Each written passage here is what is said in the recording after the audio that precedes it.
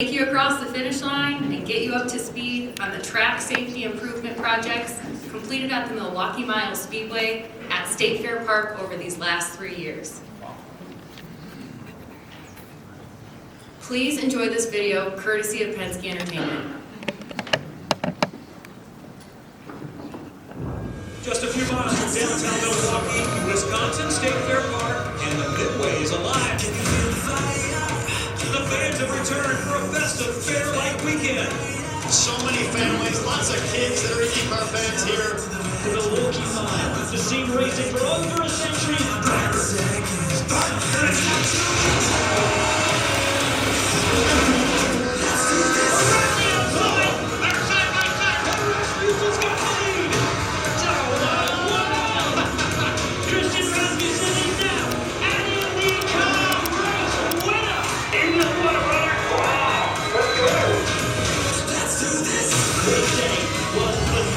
Hats off to the Fair Association, Penske Entertainment, everybody involved in this fabulous weekend. Let's give it up for that video. That gets me pumped up every single time.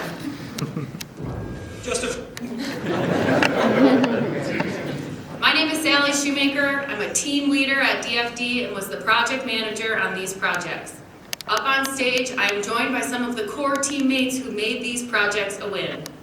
John Decker, State Fair Park, Savannah Skak, J.H. Findorff, Corey Byer, Venture Architects, Zach Freeman, Kapur and Associates, and Bud Decker, the president of Penske Corporation, flew over from Detroit just to be here with us this afternoon.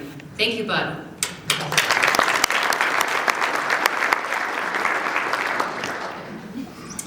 Back in 2022, people way above my pay grade decided to see what it would take to bring NASCAR and IndyCar racing back to the Milwaukee Mile. DFD, State Fair Park, Venture, and Kapur met with representatives from NASCAR and IndyCar to determine critical needs before the Milwaukee Mile could host racing again in 2023, 24, and 25. Like most DFD projects, we had fixed budgets and were held to the design, bid, build, project delivery method, which I learned is not how NASCAR, IndyCar, or really any other racetrack around the world executes work. We had incredibly aggressive schedules. Each project had less than a year timeline from project inception to substantial completion. And for these projects, substantial completion meant race ready. As many of you know, State Fair Park hosts events year-round on and off the track. In the spirit of partnership, State Fair Park canceled many of their early season track events to allow construction to occur during those critical spring months. And that accommodation is just one reason we were able to deliver these projects on time within budget. Because missing our deadline was not an option, each project was bid with a penalty for delay or liquidated damages for work not complete by a set date. Due to the ownership the contractor teams took of their work, I'm happy to report we never had to implement these damages.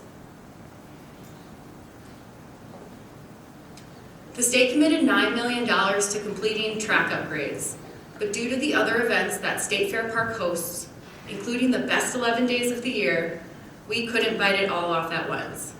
Through numerous scoping and estimating meetings, including some with Mr. Roger Penske himself at the table, we were able to narrow down the needs of our racing partners to the most critical, which were safety improvements.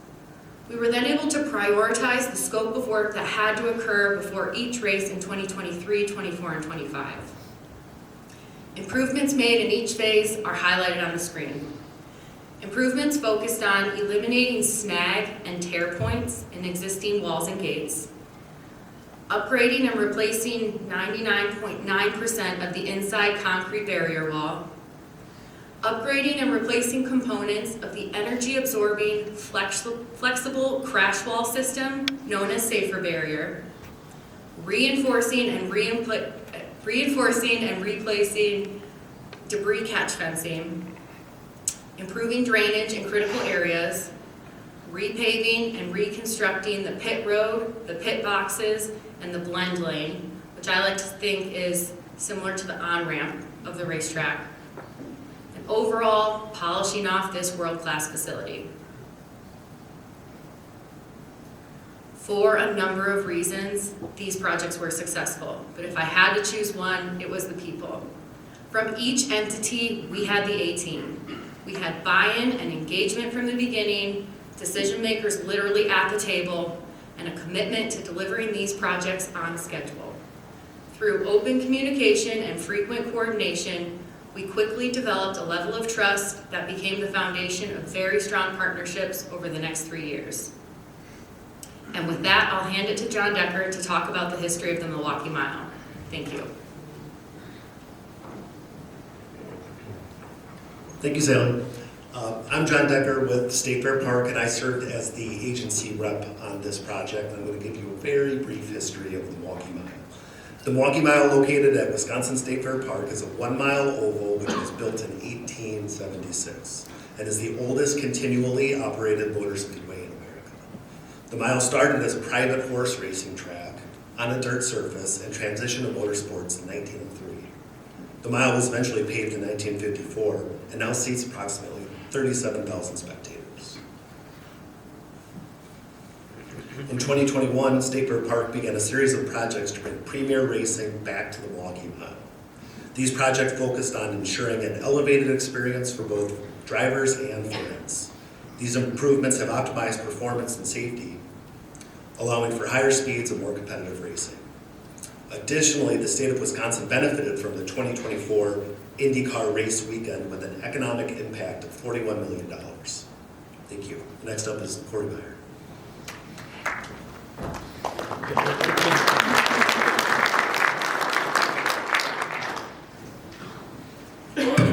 Thank you, John.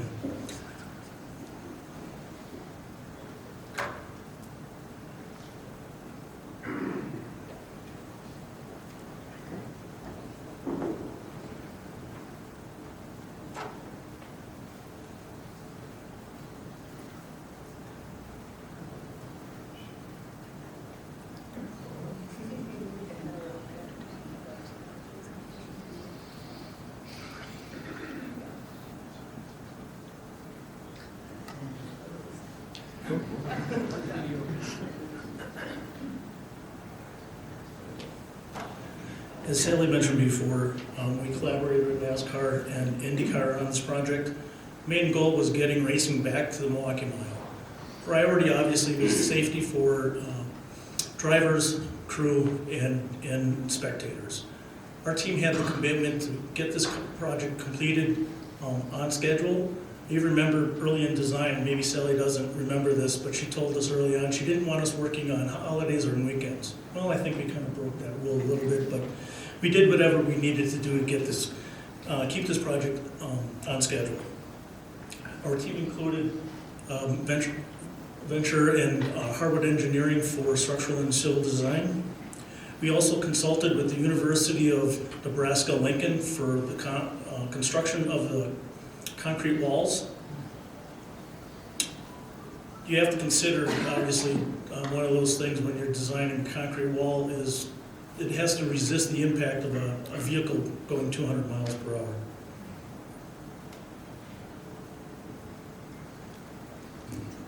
These are just a couple of slides that the debris catch fence was previously prior to the project.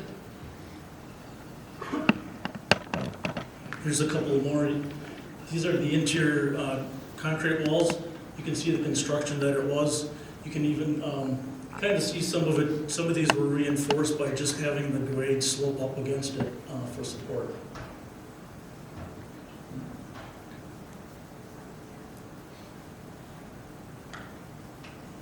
This is the debris catch fence. On the left is one of the pilasters. There's over 500 of these around the perimeter of the racetrack. You can see the majority of these kind of looked like this. So we had to design to keep this thing on schedule and on budget. Our team had to design a detail to get reinforcing that debris catch fence, something under budget, as well as need to be installed quickly. On the right is the detail that came out of that discussions. And you can see on these photos on the left, the plan was to keep it on schedule, was just not to tear those existing ones down and redo those pilasters. We just added additional posts in between the existing ones. That way, in the future, you could take it off at any time. Didn't have to rely on that. We were again on schedule. So we did that. We also, on the right, is a new one of the new concrete construction walls. We use the same detail for construction efficiency.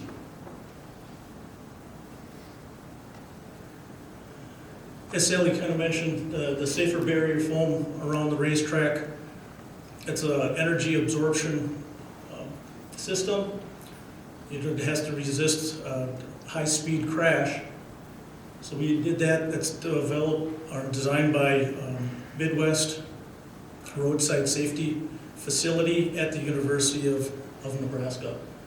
On the left, you can see that the foam, the existing foam, was pretty well deteriorated. That's all the way around. So all the foam had to be replaced out. We did some also modifications and corrections to the existing metal safer barrier, as well as the gates had to be fixed. The tolerance is about 1/4 of an inch. Any kind of gap into those systems, a car could catch on that, so we had to close those off. When the budget was allowed, we did some additional paving on the inside of the track. And then with this pit road, it wasn't a priority or anything. It was kind of on the wish list, but we had money available. So we were able to repave pit road as well. With that, Zach will come up and talk about his scope.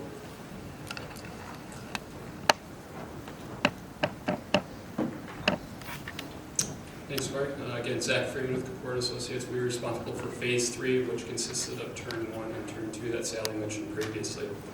One of the things I guess I'll touch on, kind of building off what Kevin talked about this morning, is lessons learned.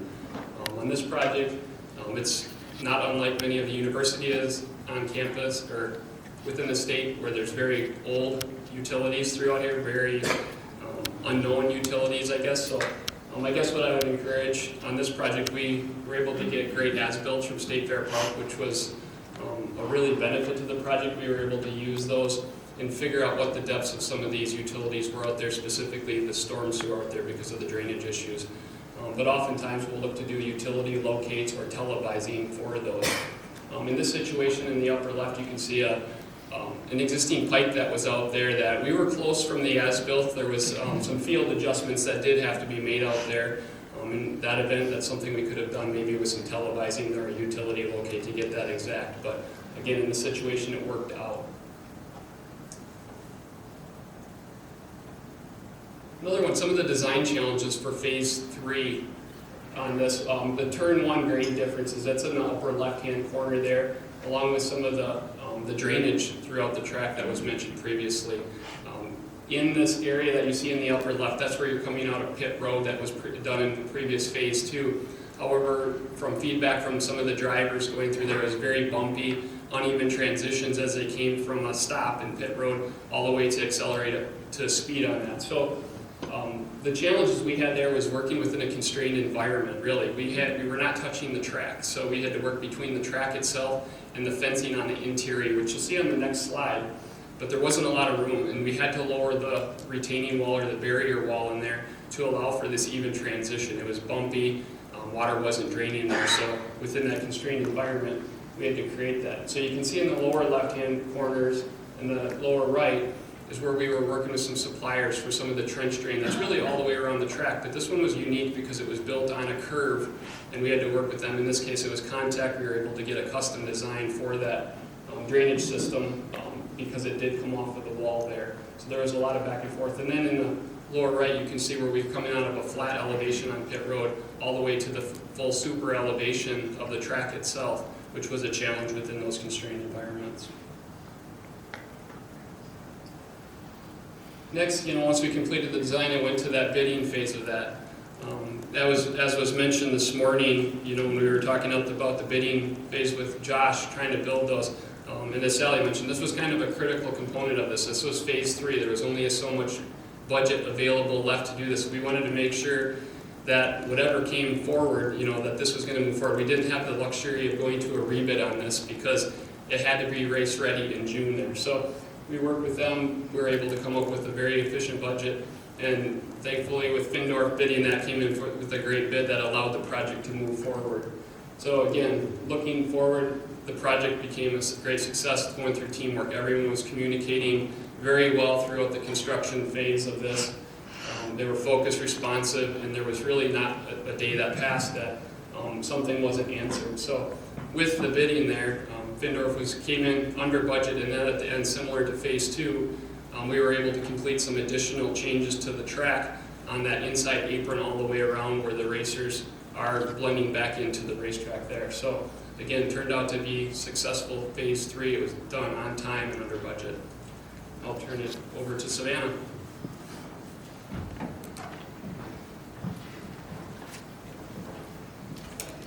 Hi, Savannah Skak with Findorff, the general contractor on Phase 3 of the track safety improvements. Phase 3 was a major achievement, as everyone has highlighted. As Sally had mentioned, penalty for delay was established in our contract for 6/6 of 2025, and I'm happy to report that this was achieved on 5/30/2025, almost a week ahead of that deadline. The project maintained steady progress with a minimal amount of RFIs. The plans were fully completed, specs were fully completed. This allowed for accurate budgeting, super important, and continuous construction, especially with that deadline. This was really important.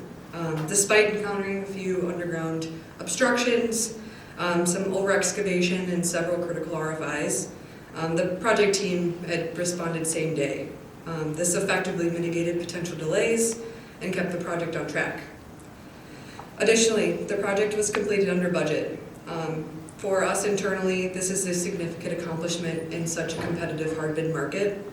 Our proactive planning ahead of that bid and our coordination efforts were instrumental in ensuring both schedule and financial success here.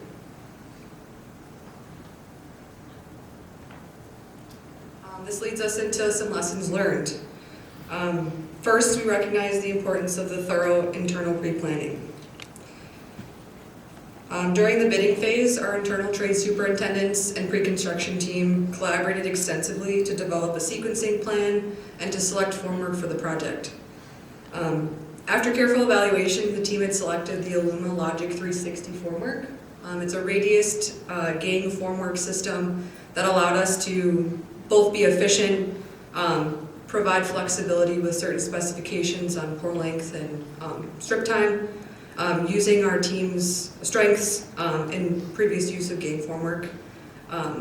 But this did really fit well with the complex geometry of the plans and the aggressive schedule. Because all concrete operations were self-performed by Findorff, this did lay directly on that critical path of the master schedule. So selecting that formwork and solidifying that sequencing plan before we even started construction was ultimately the blueprint for this project's overall success. Second, we identified opportunities to improve efficiency within the construction documents. RFIs were strategically submitted prior to construction to propose increases in pour length, expedite strip time, minimize time between concrete pours, and most notably to determine the concrete strength required for anchorable installation, rather than the 21 days that were specified. This adjustment alone accelerated the project schedule by approximately 14 days, a significant gain for a project of this scale and with such deadline. Finally, we learned that effective communication, as our team has kind of mentioned, drives success. When the team encountered 2 underground obstructions, the over-excavation, the critical RFIs, the ability to provide an immediate response was crucial. The responsiveness allowed the team to maintain momentum, achieve substantial completion ahead of schedule, and ultimately support the Milwaukee Mile's first race of the 2025 season. With that, I'll hand it over to Bud to close us out.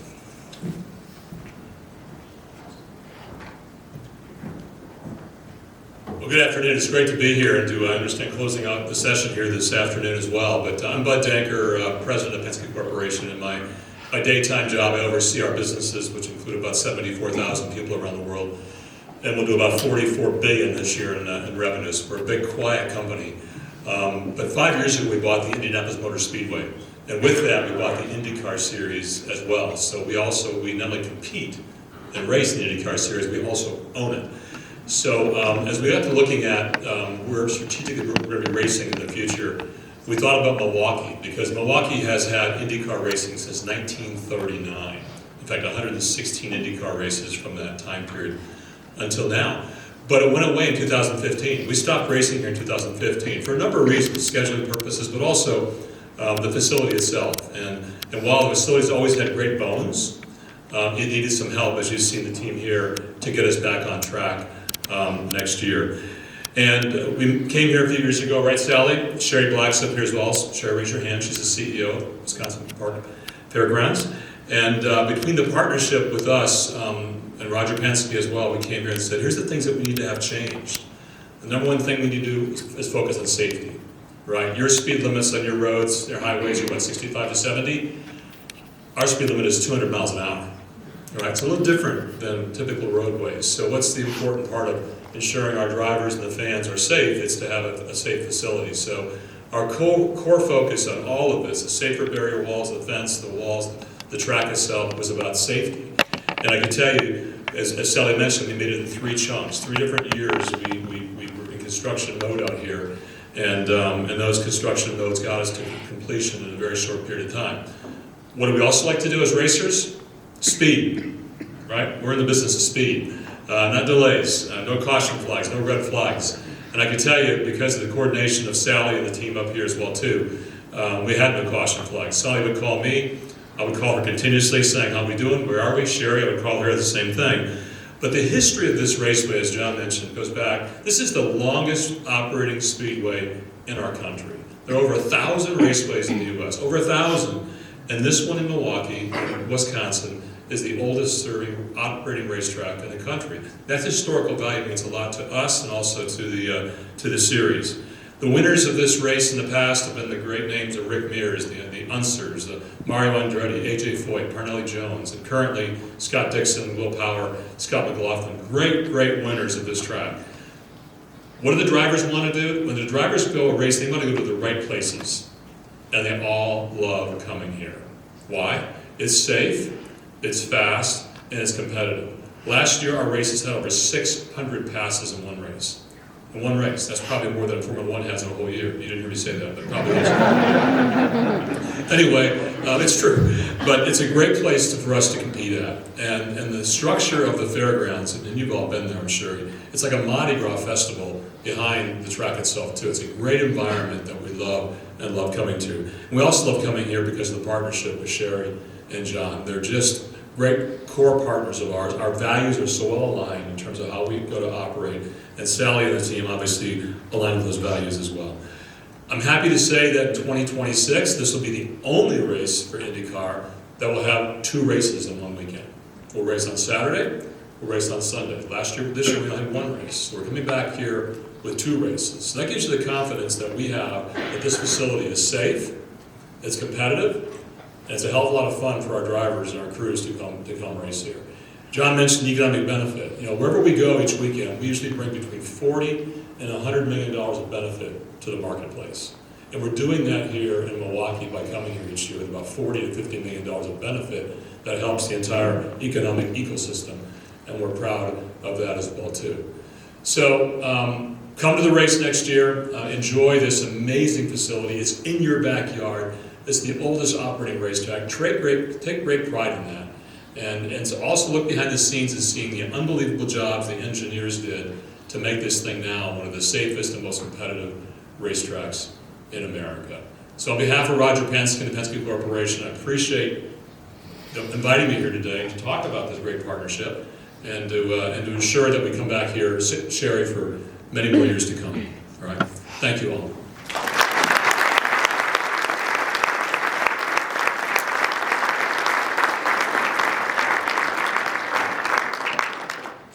Jake, do we have a little bit of time for questions? You do.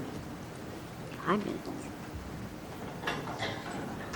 Well, I'm saying 5 minutes. Yeah, go ahead.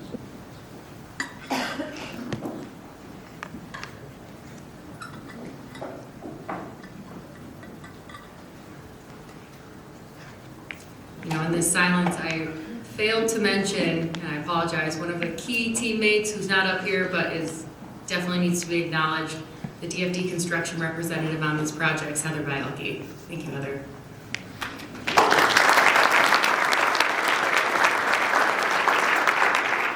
What are the dates of the races? The dates of our races this year are the last weekend of August this year coming up. So we're going to be here once again for Saturday and Sunday race, Friday's practice and qualifying. So looking for the end of August to be back here racing once again.